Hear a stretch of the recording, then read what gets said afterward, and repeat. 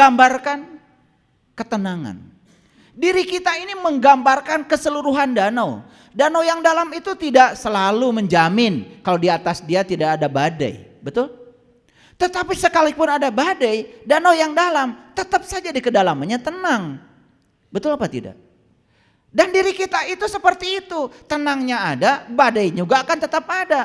Tapi kita mau memilih siapa? Memilih ikut badai atau di kedalaman?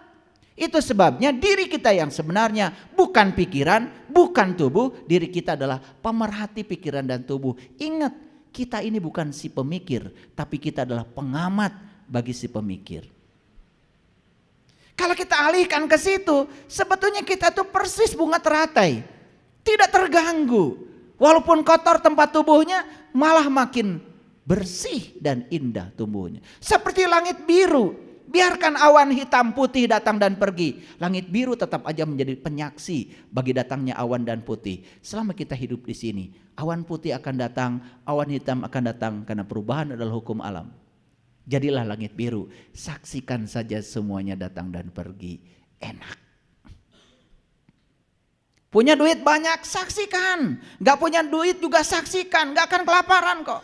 Semua sedang diajarkan oleh semesta sebetulnya. Lagi-lagi pikiran yang tidak terima, bukan? Makanya harus kenal pikiranmu sendiri. Maaf ya, kita ini sampai sekarang bertahun-tahun bersahabat dengan pikiran, tapi gak kenal pikiran. Boro-boro kenal diri sejati, pikiran saja yang di luar gak kita kenali.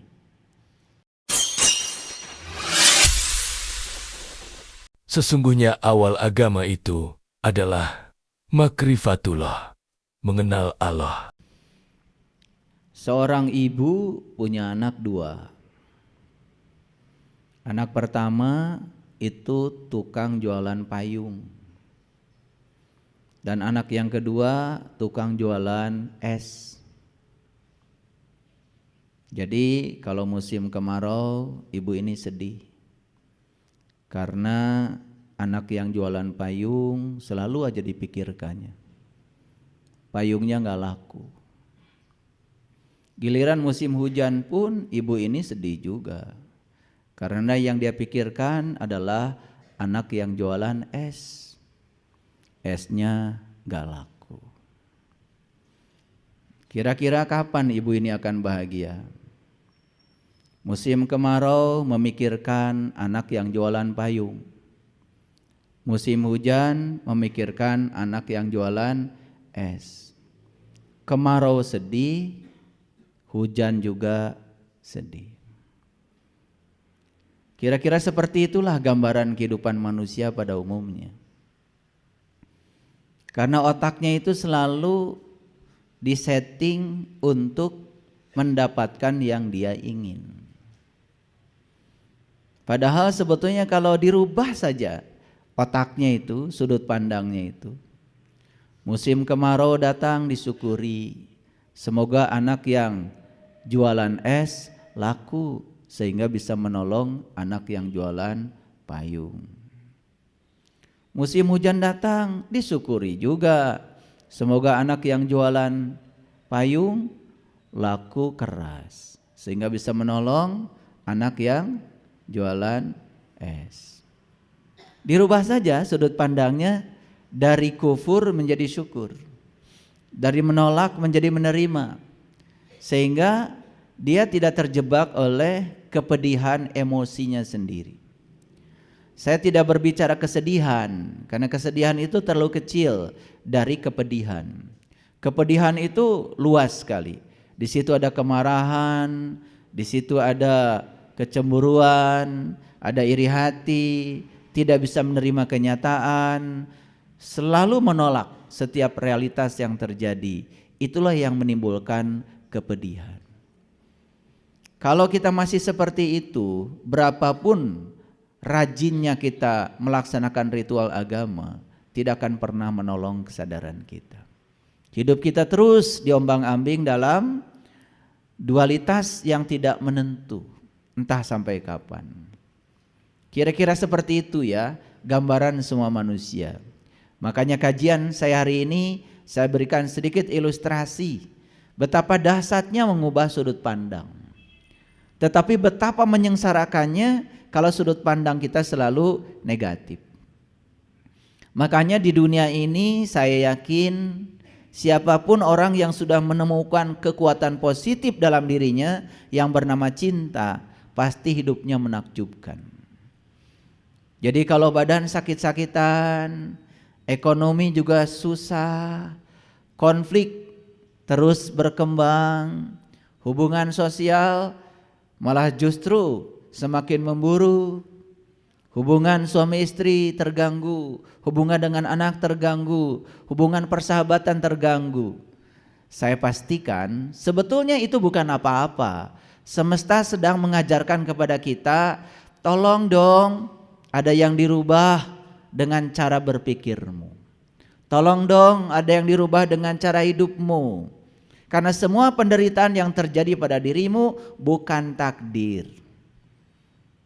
Tidak mungkinlah Allah yang maha pengasih, maha penyayang, kemudian mentakdirkan si A itu menderita, mentakdirkan si B itu hidupnya bahagia. Kebahagiaan dan penderitaan itu bukan buatan Allah, itu buatan kita sendiri. Allah itu hanya mengikuti apa maunya kita. Makanya Allah berfirman dalam sebuah diskusi, beliau mengatakan, aku bergantung sangkaan kamu. Oleh karena itu, maka pikiran adalah penentu utama takdir kita. Jadi penentu utama takdir kita bukan Allah, karena kreator kehidupan kita adalah pikiran kita sendiri. Allah hanya mengikuti apa yang kita pikirkan, dan Dia menamakan dirinya adalah Rabb al-Alamin. Jadi Rabbul Alamin itu bukan pencipta, tapi Rabbul Alamin itu adalah fasilitator, sang kehadiran, sang keberadaan. Apa yang kau cipta di pikiranmu, Allah akan mengikuti apa yang ada dalam pikiranmu sendiri. Dan selama ini, ya mohon maaf, kita terus menerus ya menyalahkan Allah. Jadi seakan-akan Allah itu pilih kasih, si A ditakdirkan seperti ini, si B ditakdirkan seperti itu. Bahkan kita percaya rezeki pun sudah diatur oleh Allah. Yang mengatur rezeki itu kita kok. Kita mau jadi orang kaya, terserah kita. Kita mau jadi orang miskin pun terserah kita. Allah akan mengikuti apa maunya kita. Dan Allah yang maha pemberi rezeki, menyediakan rezeki yang sama buat semua orang. Tak terbatas bahkan. Karena rekening Allah itu tak terbatas. Kita yang suka membatasi Allah. Coba. Begitu ada mobil baru, keluaran terbaru, ada teman bilang, wih mobil bagus ya. Uang dari mana? Tuh. Kita kan yang membatasi Allah. Coba kalau kata-katanya diganti, saya pasti bisa beli, pasti ada rezekinya.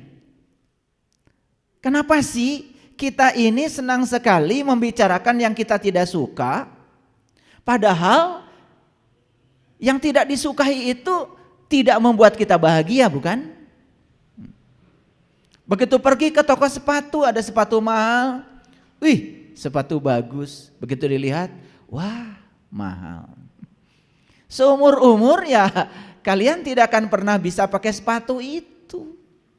Coba diganti sudut pandangnya. Begitu lihat sepatu bagus, wih cocok dengan kaki saya. Warna sepatunya juga cocok banget nih dengan kulit saya. Gitu.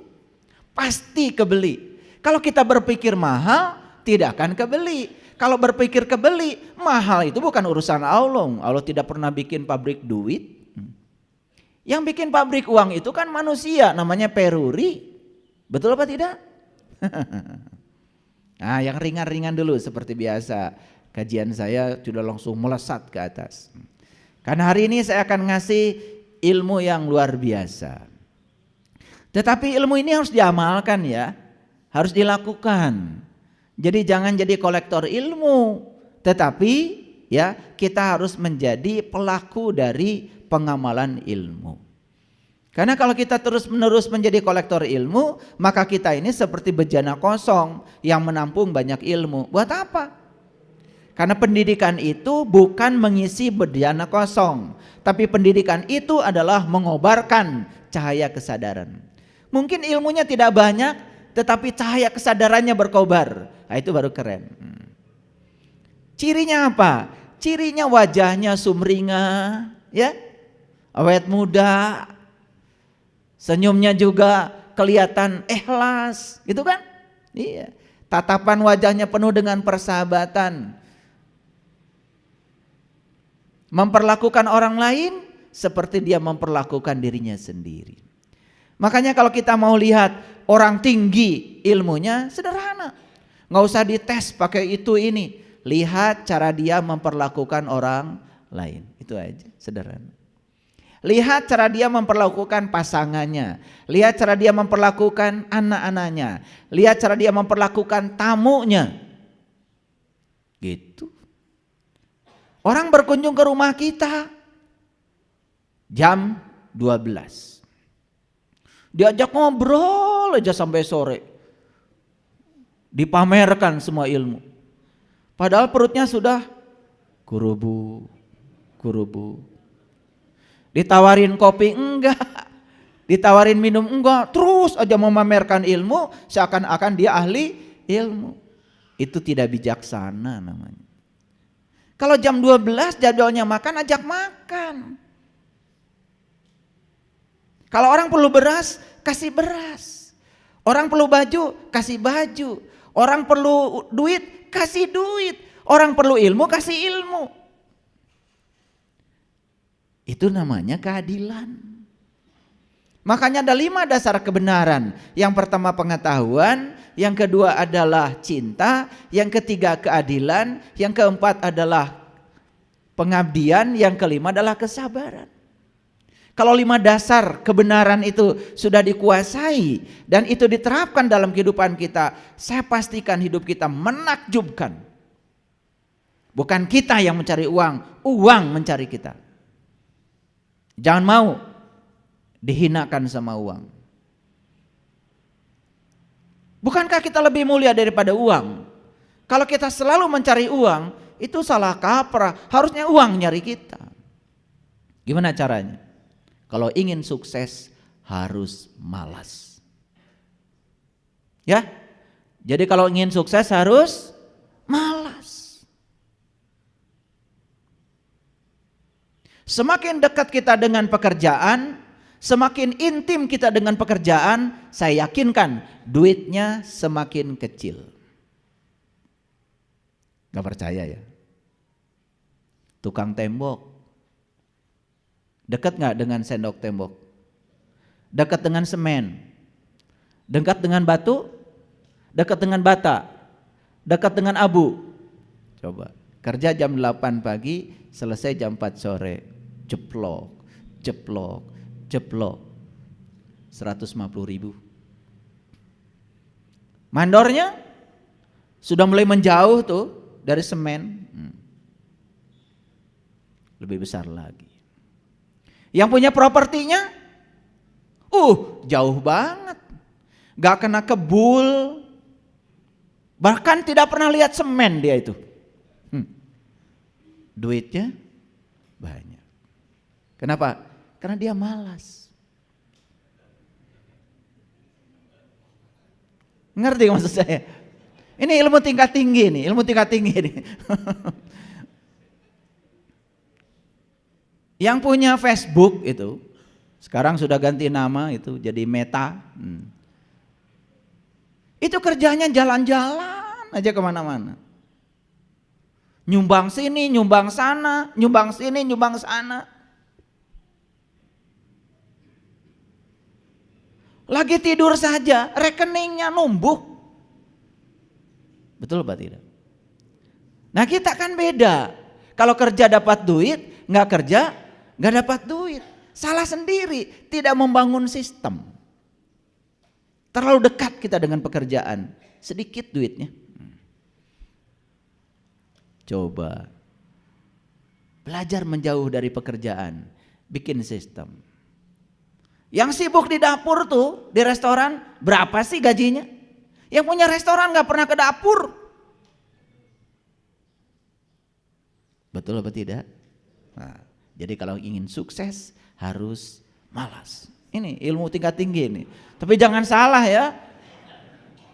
Dia aja dari kecil bukan begitu ya. Jadi oleh karena itu siapkan masa depan itu dengan pasti. Kapan? Di sini, saat ini, sekarang. Jangan berjudi. Membiarkan masa depan kita dalam ketidakpastian itu namanya judi. Nah itu judi yang berbahaya itu sebetulnya. Membiarkan masa depan kita dalam ketidakpastian. Ya sabung ayam bahaya karena menyakiti ayam. Main kartu berbahaya, nyakitin kartu. Puk, kan sakit kartu. Betul nggak? Gitu. Tapi membiarkan masa depan kita dalam ketidakpastian itu jauh lebih berbahaya. Jadi jangan-jangan kita ini sangat benci kepada para penjudi. Jangan-jangan kita adalah para penjudi kelas kakap. Karena membiarkan masa depan kita dalam ketidakpastian. Kamu sholat. Diterima gak sama Allah? Wallahu alam. Judi. Kamu haji. Diterima gak? Mabrur apa tidak? Wallahu alam. Judi.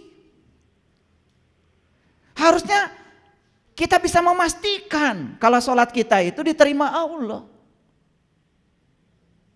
Dalam kitab Al-Hikam Ibnu Atha mengatakan, untuk tahu sholatmu diterima oleh Allah, gak usah tanya Allah, gak usah tanya malaikat. Tanya saja diri kamu, habis sholat perubahan apa yang terjadi? Habis sholat marah-marah, habis sholat kesel, habis sholat bicarakan orang, wah mulutnya tidak terjaga. Berarti sholatmu itu gak benar. Ada yang harus diperbaiki. Sedangkan sholat itu bukan tujuan. Sholat itu adalah sarana mencapai tujuan. Kan tujuan sholat itu akhlak. Aqimis sholah, inna sholat tanha anil fasa wal munkar. Jadi puncaknya sholat itu akhlak. Paham? Oke. Baik, sekarang. Hari ini saya akan berbicara kecerdasan. Apa sih kecerdasan itu? Awas. Kecerdasan tidak sama dengan kepintaran. Kalau kepintaran itu ranahnya intelektualitas. Itu dalam bahasa akademik disebut aspek kognitif. Maka di situ banyak sekali tuh ahli-ahli psikologi yang sangat terkenal. Yang telah menganalisis bahwa intelektualitas manusia itu yang disebut dengan aspek kognitif itu ada 6 tingkatan. Tingkatan yang paling rendah disebut mengingat. Tingkatan yang lebih tinggi dari situ disebut memahami. Lebih tinggi dari situ namanya menerapkan. Lebih tinggi dari situ namanya menganalisis. Lebih tinggi dari situ namanya mengevaluasi. Nah yang paling tinggi keterampilan berpikir namanya adalah mensintesa, mencipta. Nah itu dibangun di dunia akademik. Itu pun kalau benar gurunya ngajarnya. Kalau guru itu mendikte, guru itu suruh mencatat, membaca dan menulis, tidak mengembangkan keterampilan berpikir, ya tentu saja yang ada sekolah cuman mengingat. Makanya orang tua kan kalau nyuruh sama anak pakai bahasa Sunda, ujang nyai gerang ngapalkeun. Tuh kan. Dianggap ngapalkeun itu belajar. Menghafal itu bukan belajar itu. Menghafal itu tidak termasuk, belum masuk belajar itu. Belajar itu berpikir. Hasil proses belajar, keterampilan berpikir seseorang itu meningkat. Itu yang disebut dengan solve problem. Nah itu aspek intelektualitas, aspek akademis. Sehingga jangan heran kalau ada orang sekolahnya tinggi tetapi mohon maaf masih melakukan tindakan-tindakan yang melawan hukum dan norma. Masih korupsi, masih merugikan negara, masih merugikan masyarakat dengan jabatannya. Padahal sekolahnya tinggi, karena memang sekolah tinggi yang diasah adalah intelektualitas.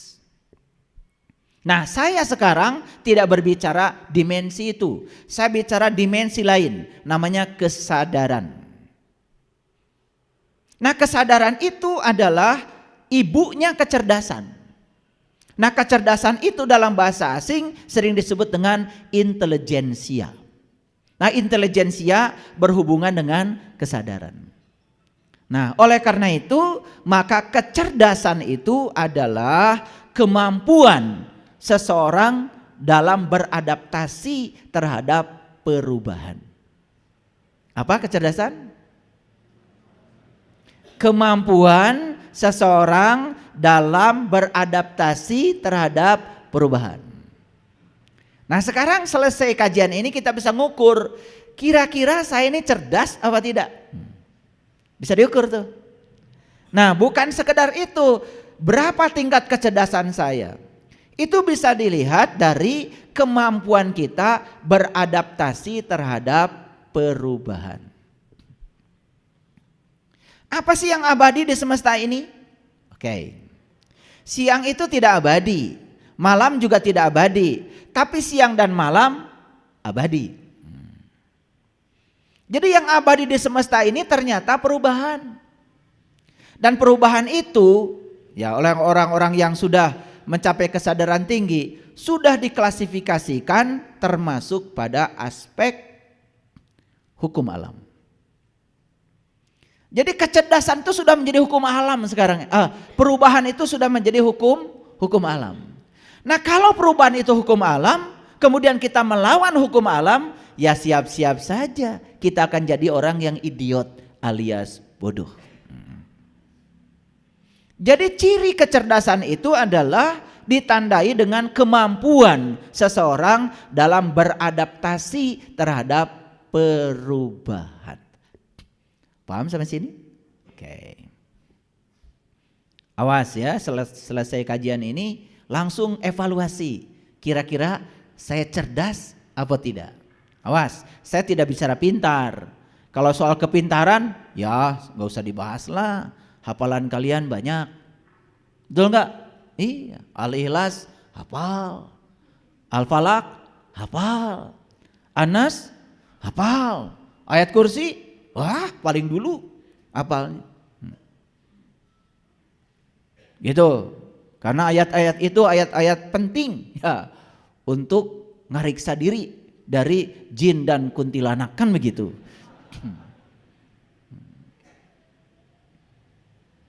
Saya tidak berbicara itu, ya, tidak bicara itu. Saya berbicara kecerdasan. Karena hafalan-hafalan kita itu nggak penting. Apalagi ketika kita tidak mengerti dan bisa menerapkan apa yang kita hafal. Yang akan menolong kehidupan kita bukan hafalan, tapi kompetensi. Makanya masih ingat ya, pernah rame kan? Kurikulum kita diganti dari kurikulum lama jadi kurikulum berbasis kompetensi. Karena sebetulnya yang akan menolong kehidupan kita itu adalah kompetensi. Kita punya keterampilan apa dalam hidup, itu yang paling penting. Oke, baik, kita lanjutkan. Sekarang saya masuk dulu sebuah rahasia.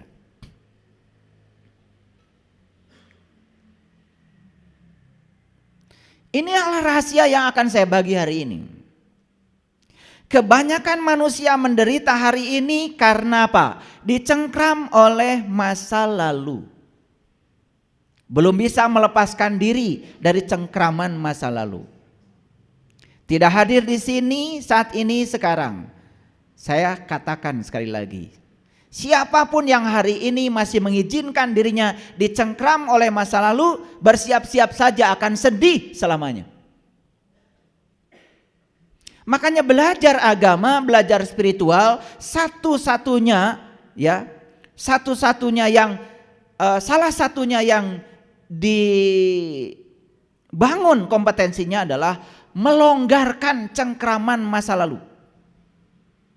Makanya intisari semua agama sama. Apa itu? Berserah diri. Makanya di Islam kita mengenal ada ayat inna din indallahil Islam. Sesungguhnya intisari agama menurut Allah adalah pasrah. Pasrah bahasa lainnya adalah berserah diri. Nah, saya sudah jelaskan ya di kajian sebelumnya. Mungkin sudah hatam ya. Berserah diri itu artinya adalah menerima saat ini tanpa syarat. Menerima saat ini tanpa penghakiman. Tidak diizinkan pikiran kita terjebak pada benar salah, baik buruk. Semua realitas adalah kebenaran. Setiap kebenaran cuma satu, terima. Terima. Ketika kita sudah mampu menerima realitas apa adanya, itulah yang disebut dengan berserah diri tanpa syarat. Ini harus dilakukan. Kalau hari ini kita masih hidup, inilah saat ini. Besok masih hidup, saat ini. Lusa masih hidup, saat ini. Perlakukan setiap waktu sebagai saat ini dan terima saat ini apa adanya tanpa penghakiman. Damai selamanya. Karena yang disebut dengan masalah itu adalah ilusi pikiran. Karena pikiran diizinkan oleh kita menghakimi. Ini benar, ini salah, ini baik, ini buruk. Silahkan, terus begitu. Capek hidup kita. Padahal kita tidak sadar benar salah baik buruk itu adalah hasil produk pikiran. Pikiran yang memproduksi sudut pandang itu. Coba hentikan pikiran, istirahatkan pikiran dari penghakiman. Terima semua hal apa adanya, tidak ada masalah. Gak ada masalah. Oleh karena itu longgarkan cengkraman masa lalu. Longgarkan cengkraman masa lalu. Begitu masa lalu dilonggarkan cengkramannya luar biasa. Sebentar saya berikan ilmunya. Ini poin-poin penting, rahasia akan kita buka hari ini. Yang kedua, biarkan semua hal pergi. Biarkan semua hal pergi. Jangan ada yang ditahan. Karena perubahan itu hukum alam. Hari ini kita punya mobil, besok gak punya mobil, biarkan semuanya pergi. Kita akan terjebak dalam hidup ini dua, namanya siklus. Siklus itu cuma dua, keberhasilan, kegagalan, keberhasilan, kegagalan.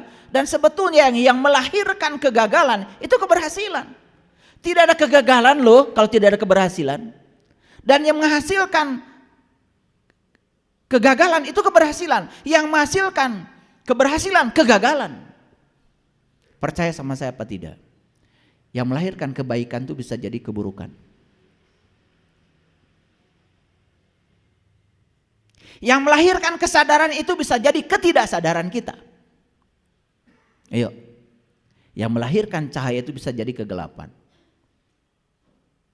Betul?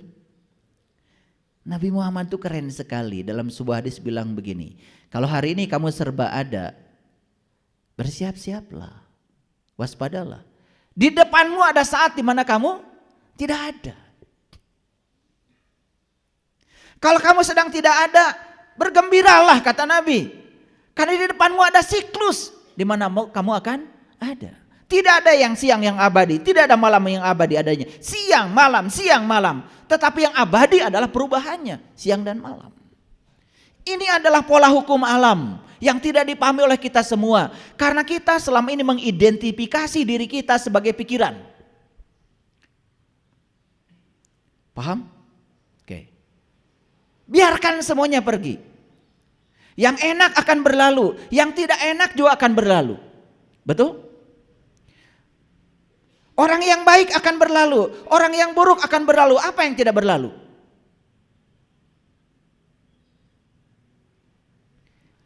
Hanya pikiran kita yang bodoh yang suka mencengkram. Karena pikiran ingin ini tidak mau itu, capek jadinya. Padahal semua itu akan berlalu. Biarkan semuanya berlalu. Hari ini bulan madu, besok bertengkar. Biarkan semua berlalu. Bulan madu akan berlalu, pertengkaran juga akan berlalu. Lewati semuanya. Karena hidup adalah latihan untuk bisa menerima yang kita tidak ingin dan melepaskan yang kita ingin. Itu hidup. Jadi kalau kita kenal dengan tarian semesta, kita kenal dengan cara semesta bekerja, sebetulnya gak ada masalah dalam hidup. Asik-asik saja. Jadi yang saya bagikan ini adalah pengalaman saya, karena saya pernah di titik itu. Senang ke sini, tidak senang ke sini. Menerima yang ini, menendang yang itu, menendang mencengkram. Saya bertanya pada diri saya, kok saya nggak bahagia-bahagia ya begitu? Kemudian saya terus belajar. Oh, ini kunci-kuncinya, sesederhana itu. Longgarkan cengkraman masa lalu. 2, biarkan semua hal pergi. Jangan ada yang ditahan. Karena perubahan adalah hukum alam. Masa mudamu telah pergi. Sudah, jangan pengen muda terus. Melawan hukum alam. Nikmati aja sekarang. Di masa tua ini kalian bisa melakukan apa? Hidup itu di sini, saat ini, sekarang. Gigi yang dulu utuh bisa makan kacang keras-keras sudah pergi. Sudah, jangan terus-menerus memikirkan yang sudah pergi. Nikmati aja gigi berapa lagi sekarang. Ya sudah, jangan makan kacang karena masih banyak yang bisa kita makan. Betul nggak? Kan otak kita karena senangnya kacang selalu memikirkan gigi yang dulu. Sekarang giginya sudah nggak ada. Biarkan pergi. Sekarang sadari gigimu tinggal berapa. Apa tidak ada makanan lain penggantinya? Ada, ubi, tahu. Emang tahu bukan kacang? Tahu itu kacang yang sudah digilingkan, kacang-kacang juga. Cuman pikiran inginnya yang keras, tidak mau yang lembut. Kan pikiran yang memainkan kita. Ngerti nggak? Mahal ini kajian.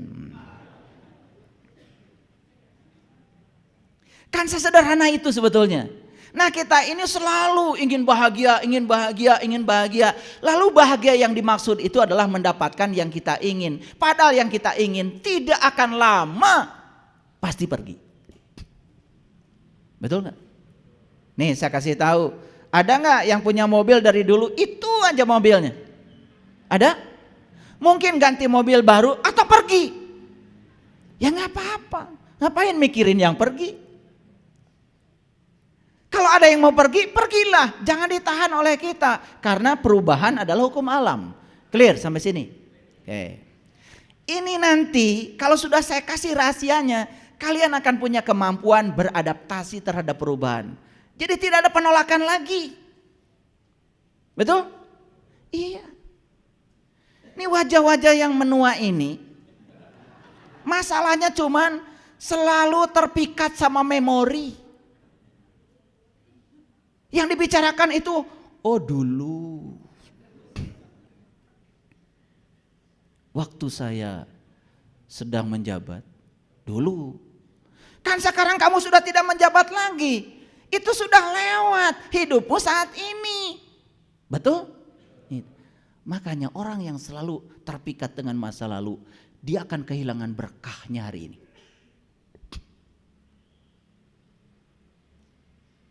3 rahasianya, pahami sifat pikiran. Pahami sifat pikiran. Apa yang paling utama dari pikiran? Pikiran itu senang ketika dia mendapatkan yang dia ingin. Dan setelah dia mendapatkan yang dia ingin, dia melekat pada yang dia ingin. Dan yang luar biasa, dia akan mengidentifikasi dirinya dengan yang dia ingin. Padahal yang dia ingin tidak akan selamanya ada bersama dia.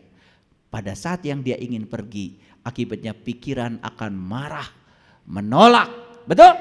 Iya. Makanya penyakitnya sederhana.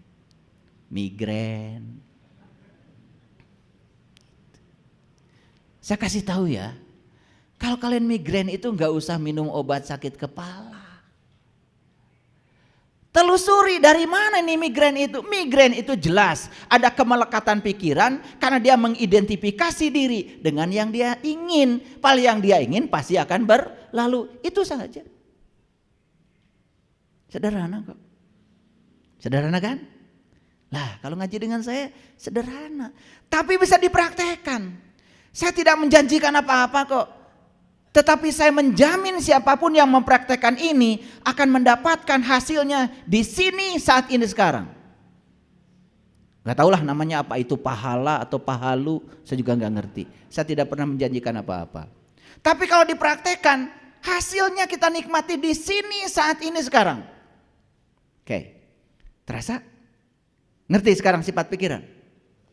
Pikiran itu sukanya yang dia ingin.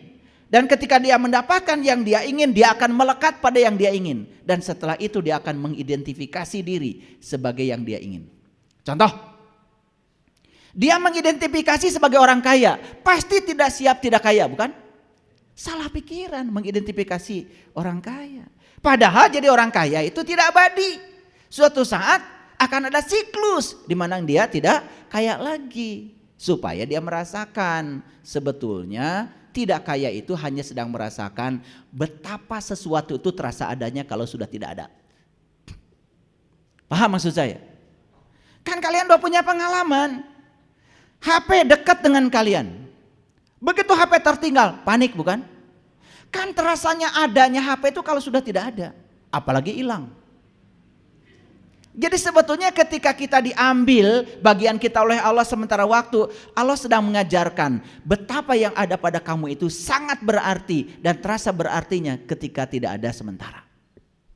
Kalau ada terus, kalian tidak akan bersyukur. Mungkin ada yang punya pengalaman kan?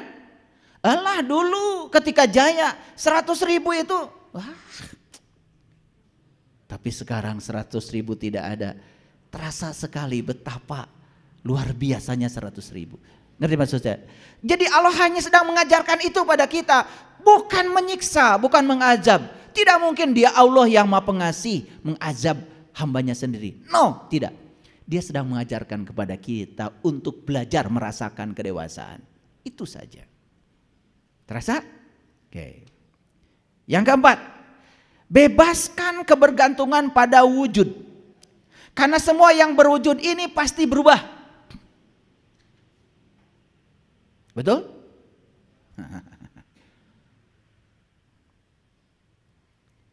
Sebelah sini nih, ingin istrinya muda terus. Kemudian diidentifikasi oleh pikiran bahwa istri saya tetap cantik, tetap muda. Faktanya berubah. Saat berubah pikiran gak nerima, kan mulai mikir tuh, cari yang diinginkan pikiran.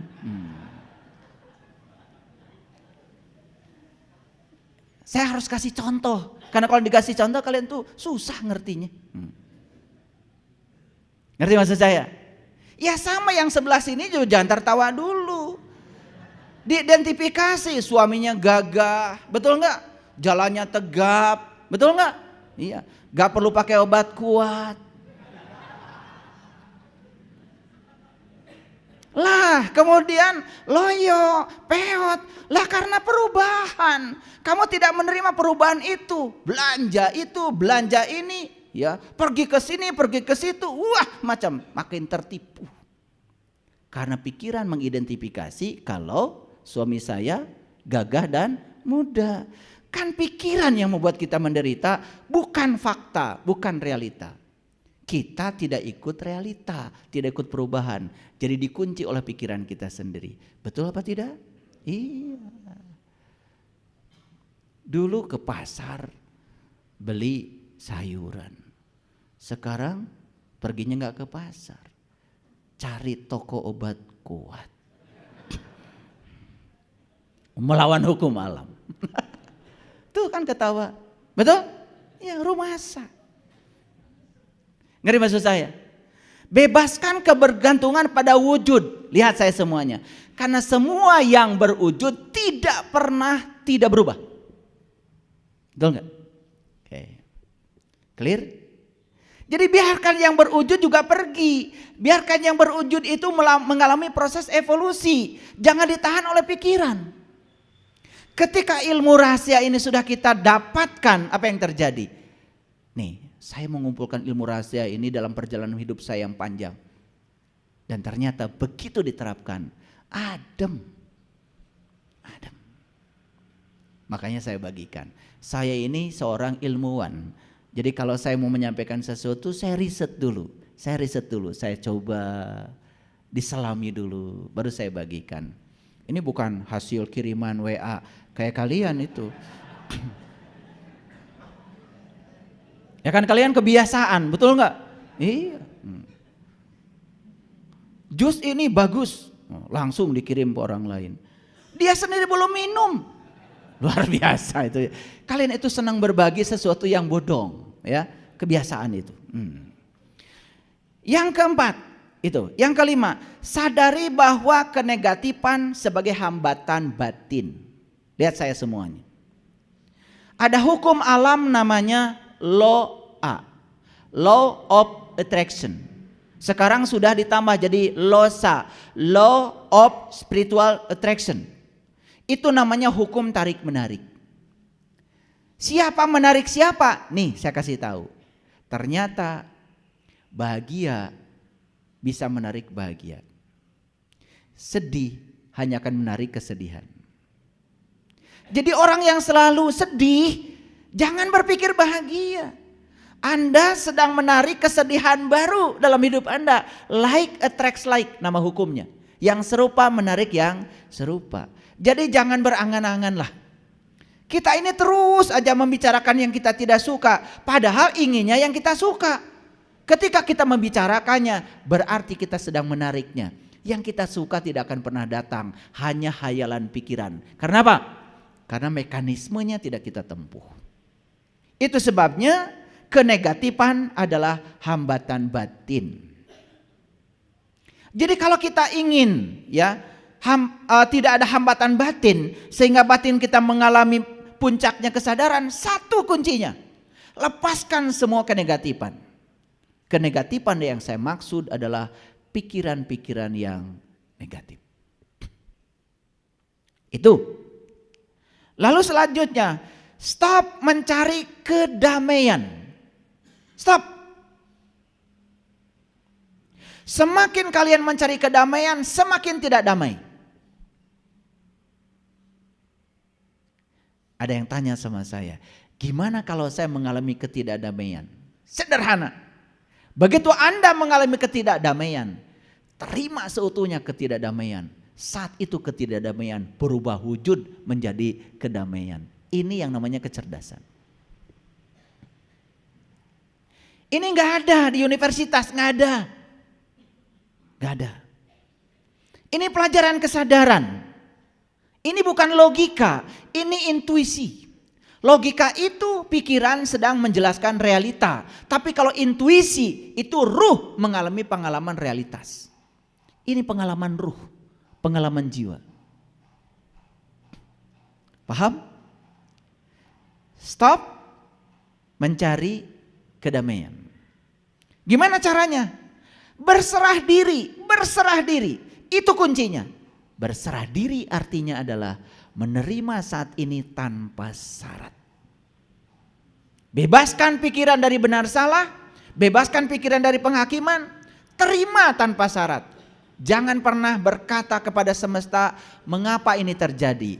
Tapi katakan pada semesta, pesan apa di balik ini yang hendak engkau sampaikan padaku? Pesannya akan kita terima. Nih saya kasih tahu. Suami baik akan ditinggalkan. Suami tidak baik akan ditinggalkan. Mana yang tidak ditinggalkan? Meninggalkan yang tidak baik malah lebih gampang. Betul apa tidak? Jadi jangan terjebak baik tidak baik. Terima semua realitas apa adanya. Terima pesannya. Wah, kalau kita bisa menerima pesan itu luar biasa. Nanti akan saya buka rahasianya sebentar lagi. Saya akan jelaskan ayat-ayatnya. Kalau nggak pakai ayat kan kalian nggak percaya. Tapi ini rahasia dulu saya buka. Rahasianya dulu saya buka. Jadi stop mencari kedamaian. Gimana caranya? Berserah diri. Terima saat ini apa adanya tanpa syarat. Langsung damai. Bahkan ketidakdamaian ketika diterima langsung berubah wujud menjadi kedamaian. Sesederhana itu. Gak usah pakai duit, gak usah piknik kemana-kemana, gak usah. Kan banyak yang ingin cari kedamaian ke Bali, ke situ. Yang ada kalian nambah ketidakdamaian. Buktinya apa? Coba mau ke Bali, mau naik pesawat besok malam gak tidur, udah gak damai. Betul gak? Waduh, besok mau pergi, koper belum disiapkan. Tuh, gak damai kan? Udah koper siap, mulai, anak-anak, cepet dong, cepet. Buru-buru pengen ke mobil. Damai? Enggak, udah mulai marah-marah. Aduh, mandi lelet sekali sih. Duh, mau piknik macam apa kayak gitu? Di rumah juga sudah mau cari apa sebetulnya? Itu kebodohan. Udah masuk mobil, keluar dari garasi, cepet-cepet. Di jalan, dit, aduh kurang ajar nih mobil. Wah ngalin, marah-marah di jalan. Nyampe airport, ada kesalahan sedikit aja bagasi, marah lagi. Begitu sudah check in, pesawat Anda delay 10 jam. Wah, kiamat itu. Wah, langsung gedor-gedor meja. Saya suka lihat kalian tuh begitu. Ini model-modelnya kayak gini. Iya. Naik pesawat, pengen segera turun. Nyampe di tempat, pengen segera dijemput. Setelah dijemput, pengen segera masuk hotel. Udah masuk hotel, pengen segera ke pantai. Dari pantai pengen segera ke sungai. Dari sungai pengen segera ke restoran. Ini persis kayak ibu yang tadi punya 2 anak. Persis itu. Kayak ibu yang punya 2 anak tadi itu. Iya, hujan sedih, panas sedih. Gak pernah bahagia ibu ini. Stroke.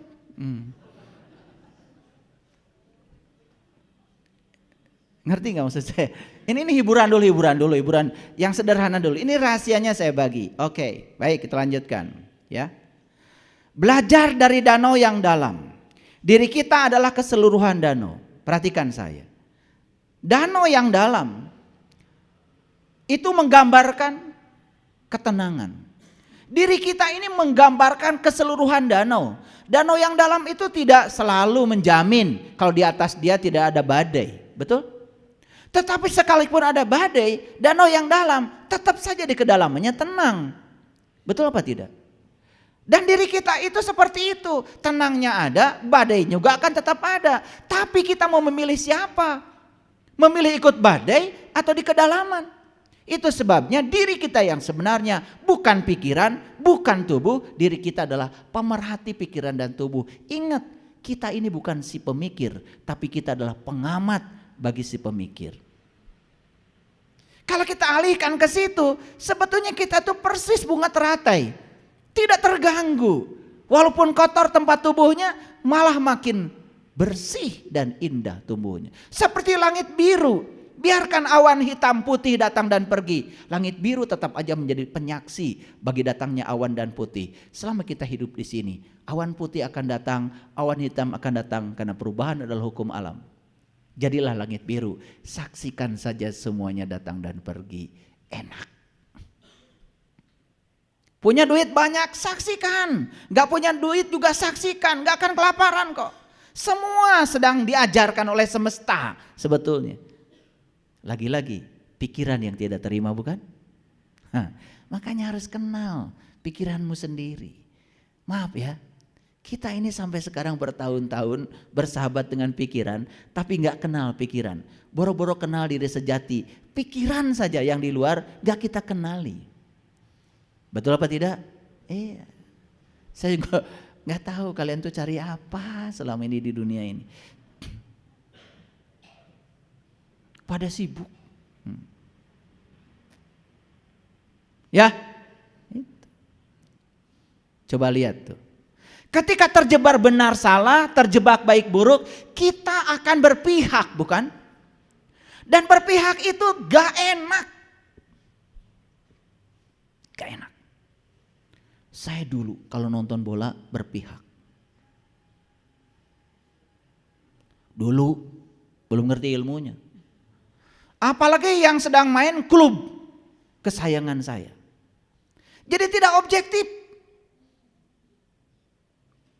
Kalau klub saya curang pun dibenarkan oleh saya. Yang penting menang. Tapi klub orang lain curang pada klub saya. Dongol di situ. Marah. Bahkan TV pun tonjok-tonjok. Betul nggak? Kan yang luka tangan sendiri. Makanya lihat. Habis pertandingan sepak bola, stadion hancur. Tempat duduk hancur. Karena klub kesayangannya kalah. Karena mengidentifikasi diri semua penontonnya seakan-akan dirinya itu adalah kemenangan. Sehingga pikiran tidak terima dengan kekalahan. Tidak objektif. Walaupun lawan itu lebih bagus mainnya, tetap aja kita akan sedih. Tidak ada penghargaan buat orang lain. Kita belum dewasa. Maaf ya.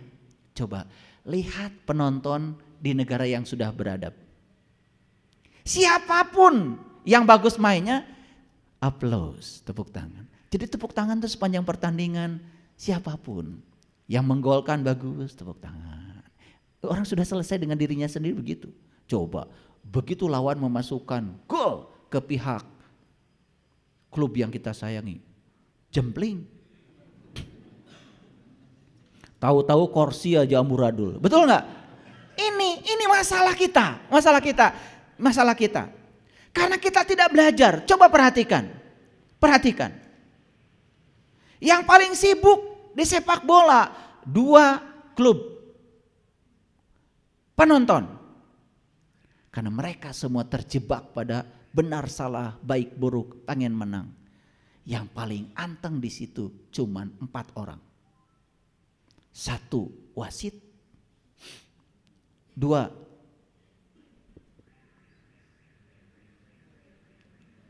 hakim garis kiri kanan, 3 inspektur pertandingan. Adem. Betul nggak? Mereka itu paling adem di situ, ya. Kalah siapapun senyum aja. Betul nggak? Makanya Allah mengatakan di Quran, hendaklah kalian semua menjadi wasit. Waja'alnakum ummatan wasato. Jadi wasit. Tuh, jadi wasit itu artinya tidak berpihak. Begitu wasit berpihak, pasti hancur stadion. Ngerti nggak penjelasan saya? Suka nonton bola? Coba mulai nanti nonton bola objektif. Coba, enak. Ya. Ada orang sampai darah tinggi naik gara-gara klubnya kalah. Masuk ke rumah sakit, kan yang rugi sendiri. Betul? Lihat saya semua. Yang hari ini ada di klub A, pemainnya besok ada di klub B. Lusa ada di klub C, pemainnya aja pindah-pindah. Nah, orang teu pindah. Cing atuh tong bodoh wae. Betul enggak? Iya. Kita terus mengidentifikasi diri kita adalah klub kita. Padahal pemainnya yang kemarin disorakin oleh kita, hari ini membela klub kita jadi senang. Pikiran tuh begitu. Betul apa tidak? Nah, hidup kita seperti itu. Kalian itu tidak jadi wasit, jadi repot sendiri. Betul? Ini kan bengep-bengep gini. Iya. Ini stadion kita yang luar biasa ini hancur lebur. Dihancurkan oleh identifikasi diri kita sendiri. Lanjut. Tumbuhkan belas kasih. Apa sih belas kasih? Kesadaran ikatan yang mendalam dengan semua ciptaan. Ini yang saya maksud. Perhatikan saya. Kesadaran ikatan yang mendalam dengan semua ciptaan hanya mungkin terjadi kalau kita sudah sadar bahwa Allah yang sama bertempat tinggal di tubuh yang berbeda. Makanya Allah ngajarkan kepada dia, kul a'udzu birabbin nas. Katakanlah sesungguhnya aku berlindung pada Tuhannya manusia. Jadi semua kita itu bertuhan pada Tuhan yang sama, Tuhannya manusia, apapun keyakinannya. Ketika kita bisa memandang bahwa Tuhan yang sama ada di sini, ada di sini, ada di sini, ada di sini, dan semua manusia itu diliputi oleh Dia yang sama, maka belas kasih kita akan tumbuh. Apa yang terjadi? Seakan-akan ada Tuhannya si A, keyakinannya ini, Tuhannya ini, keyakinan ini, Tuhannya ini. Subhanallah. Karena namanya berbeda, kan yang ngasih nama juga kita juga. Kenapa yang ribut kita? Kan Tuhan juga awalnya gak punya nama. Kenapa jadi ribut? Itu karena kita belajarnya dangkal. Biasa, yang dangkal itu suka begitu. Merasa paling benar, merasa paling hebat, semua orang yang salah. Yang benar cuma dirinya sendiri. Nah ini yang berbahaya nih. Ini bahaya, buat keberagaman sangat berbahaya. Itu sebabnya kita harus menyumbang kesadaran kolektif agar bangsa kita ini menjadi bangsa yang damai. Setuju? Oke. Yuk kita pelihara Indonesia ini. Karena Indonesia bukan warisan buat kita, tapi Indonesia adalah titipan buat anak cucu kita. Saat kita meninggal nanti, titipkan tanah air Nusantara yang damai kepada anak cucu kita. Ajarkan mereka untuk bisa menerima perbedaan. Ajarkan mereka untuk bisa menghargai perbedaan. Jangan ajarkan kebencian kepada mereka yang berbeda. Berbahaya. Apalagi menghalalkan darah orang lain karena berbeda keyakinan. Sangat berbahaya. Dan itu sudah terjadi. Muncullah yang namanya terorisme, radikalisme. Kenapa? Karena tidak memahami esensi kehidupan. Agama bukan tujuan, tapi agama adalah jalan untuk mencapai tujuan. Tujuan semua agama adalah sama, yaitu akhlak, kesadaran.